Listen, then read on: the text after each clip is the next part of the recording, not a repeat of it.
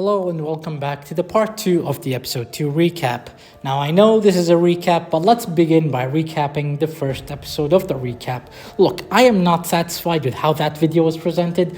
The early bits, maybe I should have been, I should have pushed it back a little bit, get into the meat and butter. I'm not going to repeat the same mistake, alright? So let's get into it. What started episode 2? Strays entered Policia, destroyed a part of Policia using his second skill or third skill. I really don't care. Point is, he killed a lot of people, realized, oh, I'm in the wrong place. So now he's in Sidonia, which, fun fact, is also the wrong place. We will get into why it's the wrong place later. But point is, when he emerged in Sidonia, which is the continent that we visit, that continent had a spirit lord, Magnar, the spirit lord of flame. Now, Fastus, the god manipulating strays, knows that a spirit lord is crucial to every world, so he sends out Cowric to destroy Malicus. When Cowric drops the ice essence, it weakens Malicus's control. Now, when that happens, Destina notices Malicus's voice is dwindling, becoming weaker. So she asks Ross to accompany her to Sidonia, so they go to Sidonia. Upon arriving at Sidonia, we find out that, things are not as well as they seem.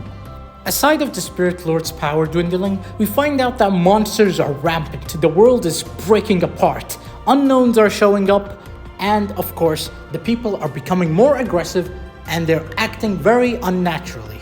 Now, the very first plot point that the story begins with is Violet and Luluca. Luluca is a visitor from another world called Rekhos. Now, I understand the name of her world is named Rekhos, but it's actually named after her god, Rekhos, that supposedly Strays killed. We will get into that details very soon, as a matter of fact, but first let's begin with Violet. Violet is researching his independent information.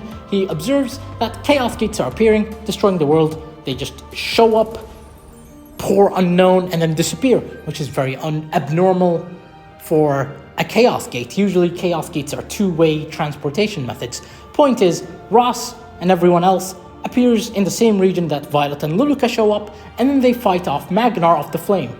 Magnar of the Flame is one of the higher spirits directly under control of Malicus, Malicus being the Spirit Lord of Flame. Now, when the party observes this phenomenon that Magnar is going crazy, they conclude that if they do not fix Malicus, or if they do not help Malicus, the entire world will fall apart. As mentioned before, if one Spirit Lord dies, the entire world dies. So in order to diagnose what's wrong with Malicus, the party has to cross through Meldrick. Meldrick being the city where the Spirit Lord of Flame, Malicus, resides. Now, upon entering Meldrick, the party is immediately met with resistance from the people of the Mur. Now, what is wrong with the people of the Mur? Well, you see, there is a Comet's Eye implemented in Meldrick. This Comet's Eye fosters people's negative emotions, people's anxiety, people's fears and aggressiveness. The people of the Mur, the people of Meldrick, were very angry. They do not want any outsiders because things are already rough in Meldrick as they are. Which also ties us back to the second plot point, which is the Comet's Eye. Strays challenged every region, or rather every country within the region, to deploy the Comet's Eye. When the people of Meldrick tried to resist Strays, he bopped them, killed a lot of people, and then said, hey, put the Comet's Eye in the center of your city. He does this for Meldrick, Aachen, Perland, although Perland is a specific unique case, and Constella. If it sounds like I'm skimming through this, majority of this information was covered in the first episode of the recap, so let's continue on. So why are they called the Comet's Eye? Well, you see, they're called eyes because they're eyes. They look somewhere, and apparently that somewhere is the very center of the region, the Aachen exile colony. Now, this gaze, these eyes all look into a certain location, as we established, the Aachen exile colony. Now, this Aachen exile colony, there's nothing special about the colony itself, but it's where all the Comet's eyes look, and that is the Comet's gaze. Now, what is the Comet's gaze? The Comet's gaze is, we said this, it's where the eyes look, but this is where Strays wants to spill the most blood he can gather. Now, mortal blood is common blood. It's basically cheap fuel. But what Strays really is interested is Ross, heir of the Covenant, having pure, noble, divine blood. If Strays can get Ross to bleed there, the comet's gaze will complete. And when the comet's gaze completes, Fastus can begin merging, or rather can begin materializing in the world. When that happens, of course, we all die. GG, well played. The story ends there. However, as established, Strays ended many worlds. So we can conclude that before each world is destroyed, Strays kills a lot of people, gathers a lot of blood, and then after gathering a lot of blood, Fastus materializes through Strays and ends the world. Now, the people who have access to this information clearly do not want this to happen. They do not want to give the world to Fastus. They do not want that world to end. And more specifically, they do not want Ross to bleed. Because obviously, if Ross dies, there goes their strongest warrior. Quote unquote strongest, even though he's converting to a human.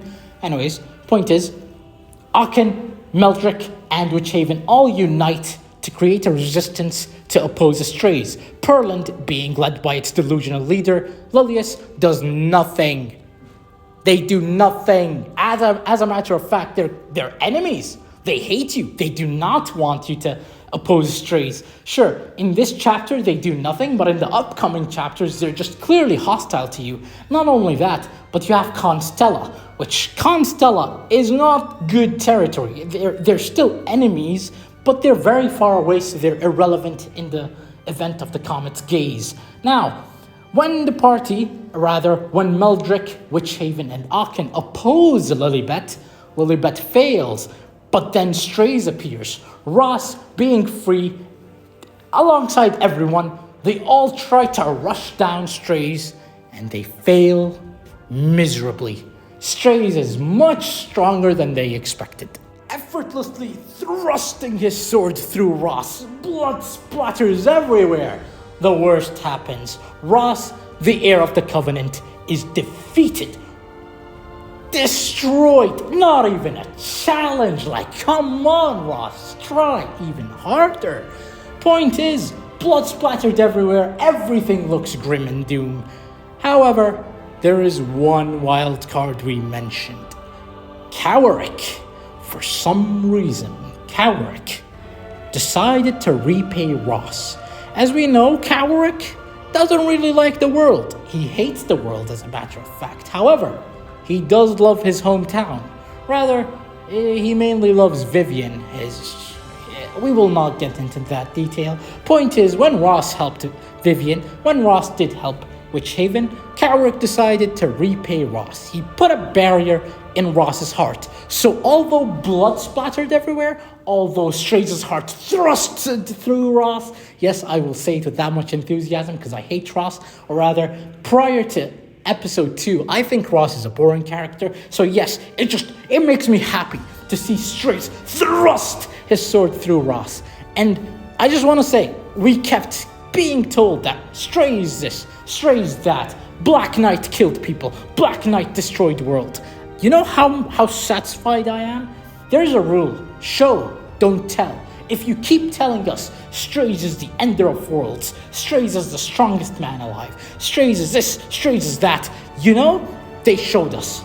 Finally, Strays, you cannot lift a finger to him. Ross falls. However, thanks to Cowaric's barrier, his heart is intact.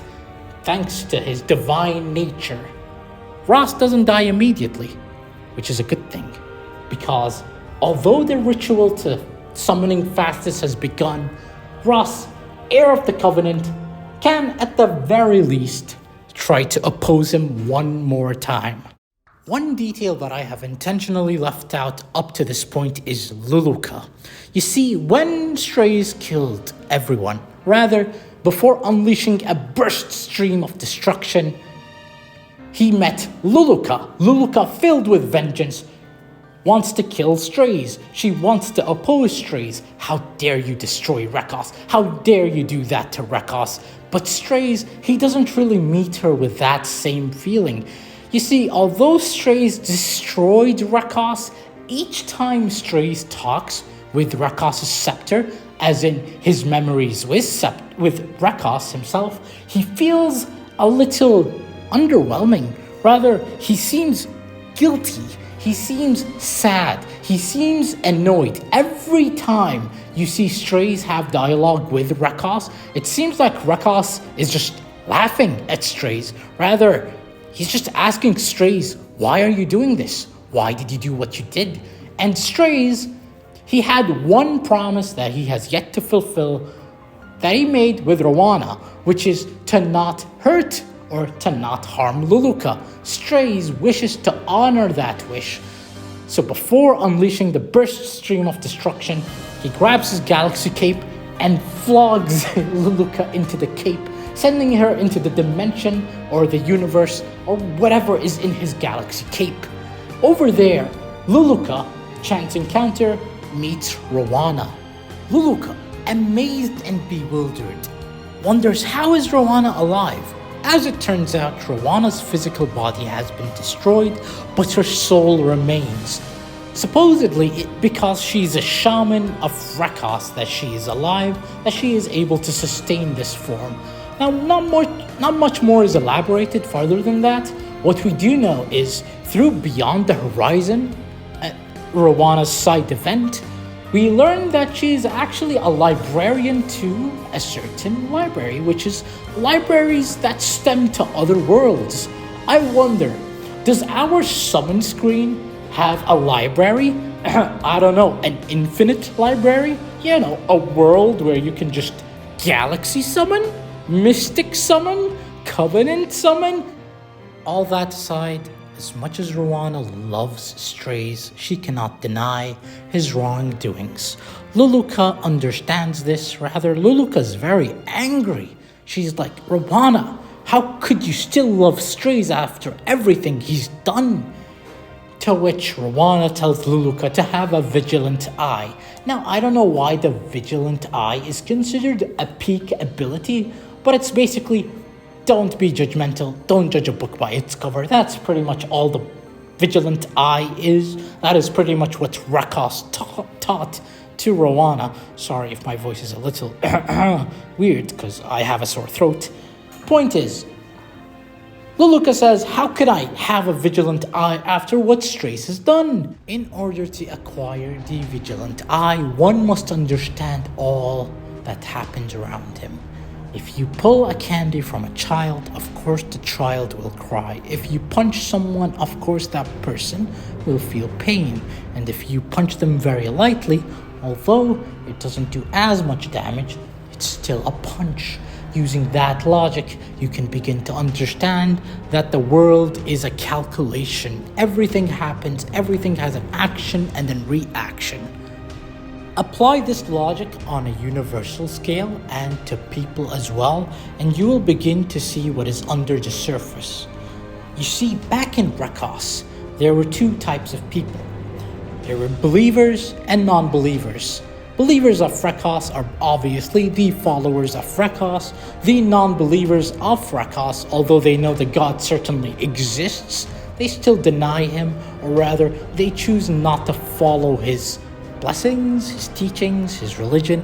I cannot really tell you the specifics as the game is very vague about this. Point is, the people who deny the religion, or rather the people who do not avidly follow Rekhos, are called heathens.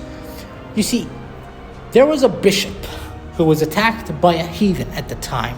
Strays, in his youth, saved that bishop, and he killed the heathen. The heathen, there's not much elaborated on him. He's not a special person. And this bishop asked Strays, why? Why did you kill the heathen? And Strays answered, at the time, mercy will only lead to the same mistakes happening twice. And that lesson stuck with the bishop, because the bishop believed that Strays was directly sent from Rekhos, a prophet of Rekhos. I don't know, the embodiment of Rekhos. I don't know how he reached that conclusion, but since that very moment, that bishop has killed many heathens. He has exterminated so many heathens. Although Strays was referring to that specific heathen, he wasn't referring to all the other heathens, which some may be innocent, some might have a reason for being heathens, some might have been forced out of the Rekhos church, and that has stuck with Strays forever. He's been guilty about this. And since he was in his weakest form, in his weakened mind, Fastus appeared and corrupted his heart, telling him, do this, do that, and your world. Strays, noticing he's becoming manipulated by another god, picked up his sword. At the time, he was known as the Knight of White Armor, the highest status possible. Strays, feeling very conflicted, raised his sword and ran to Rekhos, driving his sword through Rekhos. You might ask, why? Why did you do that, Strays? Although in Rekhos' scepter, Strays keeps calling Rekhos a friend, why did Strays kill Rekhos? Well, as it turns out, when Strays was being corrupted by Fastus, Strays wanted release. He didn't want this. He ran to Rekhos, thinking that Rekhos will absolutely resist this attack. However, just like everyone up to this point in the story, Rekhos did not resist the attack. He fell down in one fell swoop. You see, originally Strays thought if he attacks Rekhos, Rekhos will be offended and kill Strays. However, when Rekhos died, so did Strays' faith, because Strays believes in Rekhos, and if Rekhos just disappears, that is against his moral principle, that is against his status, that is against everything he stood up for, which is why Fastus was able to take over Strays and destroy Rekhos as a planet. Moving from one planet to another, Strays mindlessly wandered, just being manipulated by Fastus. One thing Strays didn't come to realize is he starts out as a human. In every world he steps in, he's a human, although temporarily. Once the comet's gaze is met, Strays starts becoming something inhumane, kind of like Ross. Ross was a divine celestial creature that is turning into a human. Here it's the reverse process. Strays starts morphing from a human to a celestial being, although temporarily while that world is alive. Coming to understand how Strays became the man he is, Luluka develops the Vigilant Eye. Although she does not forgive Strays, her quench for vengeance is over. She just wants to throw Strays out of that loop that he's fallen into. Of course, honoring Rowanna's wish. Again, Strays and Luluka seem to be connected through Rowanna. Rowanna is the one who actually is the more human side to their emotions, showing their weaknesses as people. Strays, he could have killed Luluka, but he didn't. Luluka, now, instead of just killing Strays out of bitter revenge, she's killing him to free him, finally understanding what Strays really wanted, why Strays attacked Rekhos, why everything happened the way it did. Now, moving on to Ross. Ross got a divination. As Ross is a creation of light, a creation from Diche, there is the opposite side. You see, Ross absorbed the power of the archdemon. That way he can convert it into power of life, like Diche, the goddess of life. Now, the god of the sun, the previous enemy of episode 1, Ilirose, responds to that power. Using that remainder power, Ilirose recovers Ross. Now this is where I hate the story a little bit. It feels like plot armor saved Ross. Cowric, out of the kindness of his heart, gave Ross a barrier, and now Ilirose is healing Ross. Well, see, the thing is, the plot of episode 1 is that Ross banished Diche to become a human, and now Ilirose is bestowing his powers upon Ross, reverting him back into a celestial creature, which comes relevant later on in the story. I don't understand how Ross is more human than he is God or a celestial creature, but yeah, it sounds really odd when you put it this way.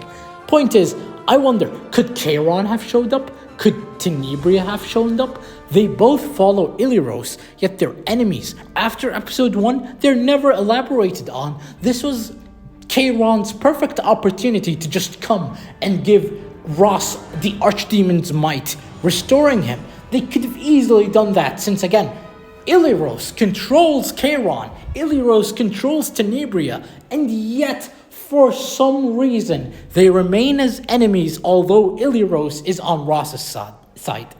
With Ross back on his feet, not all hope is lost. The world, or rather the people of Sidonia, believe that they can rematch Strays. As long as the ritual to summon Fastus is not complete, they can win, and they believe that. Ross, realizing how big of a problem this is, calls for help from the people of Britannia. Apparently he did that much earlier, but I have no way of confirming the specific timeline. Of course, Charles brings the other heirs with him. I say the other heirs, but only Iseria shows up. I don't know what Yuna is doing. I don't know what Crow is doing. I don't know what Ludwig is doing. They just sat there in Britannia. Some heirs you are. Although Strays waited atop the Chandra temple, it wasn't really easy to get there because what stood in their path was Constella, the city where they supposedly worship the stars and, they're followers of Elena. But no, Elena sucks. Elena's chapter is by far one of the most filler chapters I've ever seen. It does not make sense. So you have two people who are against Elena, and for some reason they're with Strays, and after all this is resolved, they're still in their position. For some reason, I don't understand the logic, but they're there. Point is, after getting them on our side, the party can cross Constella. But when they cross Constella, what they weren't expecting is 1. Strays' army of unknown, and 2. Perland. Perland, alongside Lilius, were marching to just kill the Sidonian army. They wanted to, pincer attack Witchhaven, Aachen, everyone else. Now, Lilius, in her command, thought that she was going to win this. But then the flags of the nobles started to deform and break position. Lilius tells her guard to mark down every opposing faction, and she will find them later after this war. I don't know if Lilius knows, but after this war, if Strays wins, she can't really find them. They'll all be dead. Which is why I call her delusional. She's just stupid. She's just not fit for her position. Point is, after all positions are gone, or rather after all her army just kudos and leaves the battle, Charles marches against Lilius and they begin their 1v1. Of course, Charles wins. Lilius starts to flee, or I don't know what specifically happened, but the point is, Violet and Pavel are the last obstacle between Lilius and killing Ross. So Violet and Pavel 1v1 Lilius, more like 2v1, and they kill Lilius. They didn't intend to kill Lilius straight up, but she does fall off a tall cliff and supposedly disappears. I don't think this is what brought Conqueror Lilius into the picture. I sincerely hope that Lilius didn't survive. I sincerely hope she died and doesn't appear somewhere soon. After enough conversations with Rekhos chastising Strays, Strays realizes, hold on, Fastus, I'm no longer human. You're making me turn into something else. Fastus says, I don't care. It's too late to realize this. Everything is inevitable. Strays, realizing that he has some control, okay? Rekhos has been telling Strays to oppose Fastus, but it never dawned on Strays that he could. And Fastus saying that Strays can't resist Rekhos, this was one final test of faith. Strays, although he's immortal, he couldn't do much against Fastus, but just the mere fact he was opposing Fastus, aiming to just delete himself, Fastus said no, he doesn't want any of that, forcing Fastus to complete the ritual, rather to hasten the ritual, trying to take over Strays completely. Although Fastus fails to take over Strays completely, that spawns the creation of incomplete Fastus. Strays, the man we knew, is no longer there. Matter of fact, Rowana pulls him into the cape, so now Strays' body is just taken by Fastus. Meanwhile, Strays' soul is in the cape. I don't know why Strays' soul is taken into the cape. I don't even know how that's possible, because Rowana doesn't have a physical body, so I don't understand how that terminology works. What I do know, however, is Strays in the cape was taken in his younger form before he met the bishop, meaning he's guilt-free. So we know Strays' soul is alive somewhere. We know that Rowana is also the keeper of the infinite library, so, it's possible that we see Strays back in the future. But point is, in the current world, Fastus is dominating. Fastus is trying to bring himself into the world. He's trying to manifest and kill everyone. We already established that Fastus is a part of the Dark Nebula, and supposedly, him trying to bring himself into this world spawned another Dark Nebula, ? More like, a black hole, but a very small one.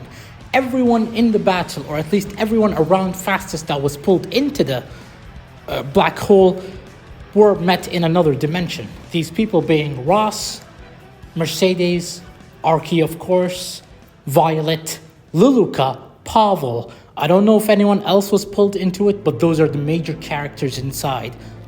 Now, each of these characters had an inner darkness inside them, be it a darkness or a reflection of their past.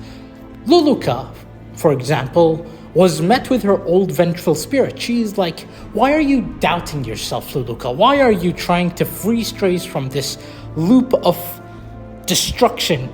He killed Rekhos. Your vengeance is weak. You don't deserve to avenge Rekhos like this. And Luluka, being the woman she is, opposes that ideology. She says she does it for Rowana. She does it for the better of everyone. She will be the bigger person. She's the greatest shaman. And of course, she battles her other self.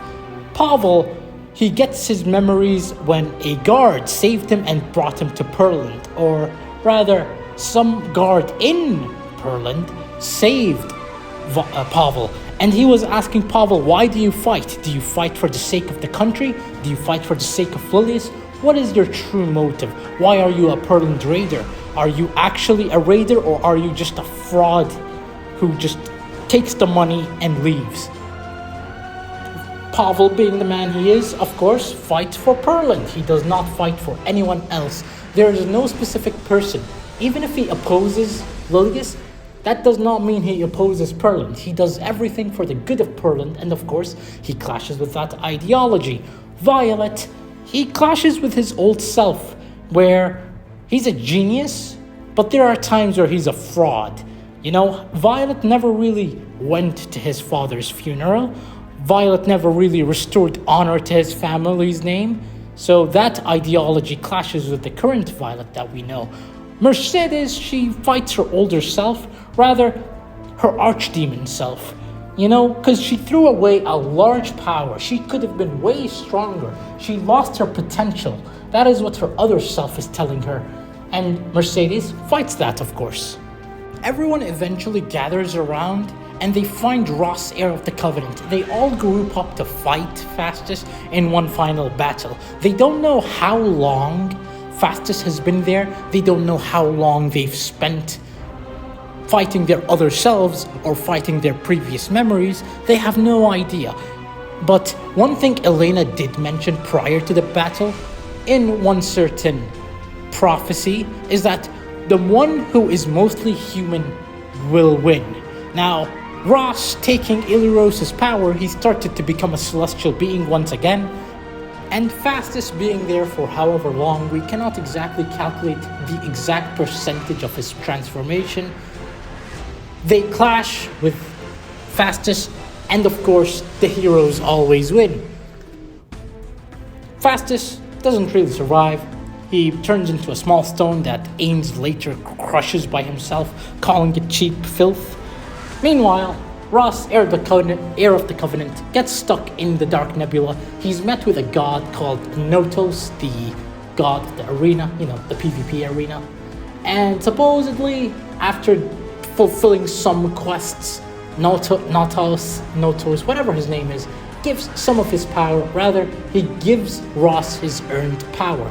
Be it the power of Ilirose, be it the power of Fastest. I don't know whose power exactly, but the point is Ross gets a power-up and his design changes briefly. Everyone likes this change, and with that, we end the final battle. Ross takes back his position not as heir of the Covenant, but more like the protector of the world. As long as there is some otherworldly threat out there, he will protect Orbis. That is his sworn duty, even though DJ no longer cares about this world. I mean, she does care, she's just not there anymore. Meldrick, Aachen, Witchhaven, Perland, and Constella all sign a treaty of peace. All the city lords gather around and, they're nice with each other. They want this peace to last eternally. They're all on good terms. Of course, Lilius is dead. Thank goodness. No more Lilius. But it just leaves the question, who is the next city lord of Perland? Supposedly each noble owns a portion of Perland, and maybe because Violet is from a noble bloodline, or maybe because he's restored honor to his family name, perhaps that makes Violet have a certain share in owning Perland. Of course, they won't say that because Luluka overheard Pavel say that Violet would travel to the ends of the earth for the sake of Luluka. So what does Luluka do? She opens a portal back to Rekhos and pulls Violet with her. 10 out of 10 story writing. I cannot stress how there was just a possibility. We see City Lord Violet and that just gets snatched away from us. Just like that. Amazing. 10 out of 10 writing. There are certain few minor details that are covered here and there. However, I don't think it's appropriate to call it a recap. I would rather you read the dialogue, since it will hit much harder than just recapping it in a video. So, yeah, with all the major events done, the recap ends here. Thank you for your time. No promises of an episode 3 recap as of right now. I don't know, I just liked episode 2 so much I wanted to do it some justice and recap it. Bye-bye.